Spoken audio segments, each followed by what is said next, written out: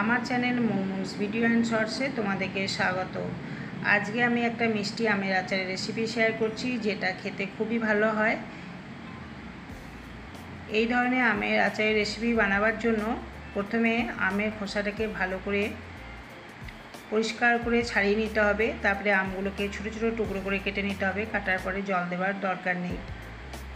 আগে ধুয়ে পরিষ্কার করে তারপরে আমগুলোকে কেটে নিয়েছি, আর আঁটি থেকেও পুরো শাঁসটাকে তুলে নিয়েছি। এরকম ছোটো ছোটো পিস করে কাটতে হবে। কড়াইতে জল গরম করতে দিয়ে আমি 1 চামচ নুন দিলাম। এরপরে আমটাকে সিদ্ধ করে নেব।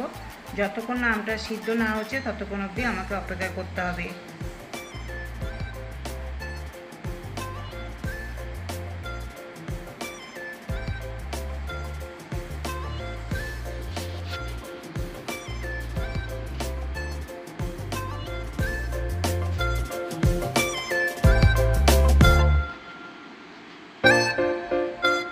গ্যাসের ফ্লেম অফ করে দিয়েছি। এবার তোমাদেরকে দেখাচ্ছি আমটা কতটা সিদ্ধ হয়েছে।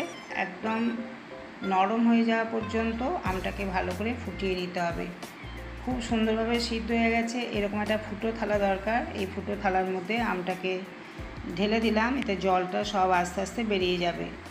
আর যতটা আমি আম নিয়েছি ঠিক ততটাই চিনি নিয়েছি, যেহেতু কাঁচা আমের টক ভাবটা বেশি থাকে। কাঁচা আম কাটার সময় টেস্ট করে নিয়ে বুঝতে পারবে যে কতটা টক ভাব আছে।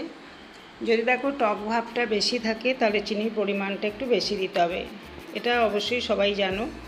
আর আমটা সিদ্ধ করার পর যে জলটা বেরোবে সেটা সম্পূর্ণভাবে ফেলে দিতে হবে। এইভাবে যদি কাঁচা আমের এই আচারটা তৈরি করো, খেতে খুবই ভালো হবে।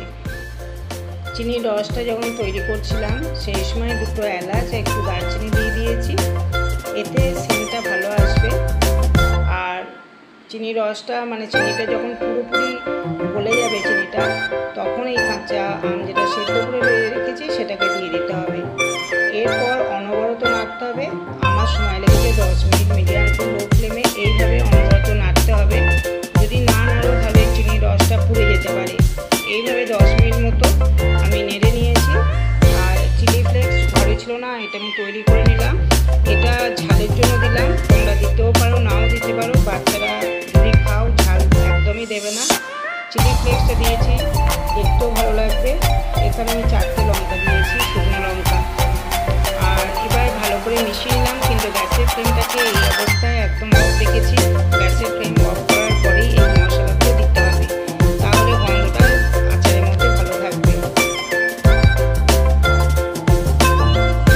আর আমি দেবো ভাজা মশলা। ভাজা মশলার মধ্যে ছিল 5 ফোড়ন দিয়েছি, আর গোটা জিরে, মৌরি, আর এখানে আমি শুকনো লঙ্কা দিয়ে কয়েকটা গোলমরিচও দিয়ে দিয়েছিলাম, আর অল্প একটু গোটা ধনে।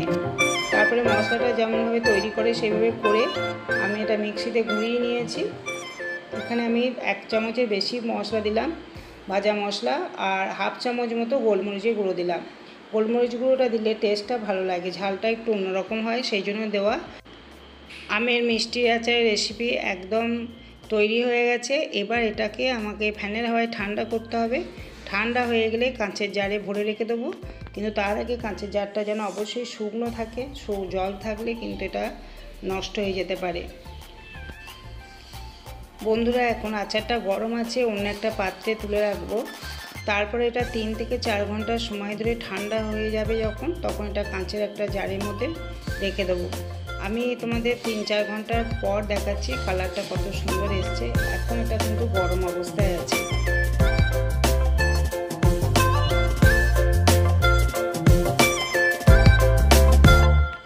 দেখো 3-4 ঘন্টার পর কালারটা ঠিক এইরকম এসছে, আর একদমই ঠান্ডা হয়ে গেছে, আর টাইটও হয়ে গেছে। এটা আমি অন্য একটা জারে রেখে ফ্রিজে রেখে দেবো। ফ্রিজে রেখে 6 মাস অবধি এই আচারটা খাওয়া যায়।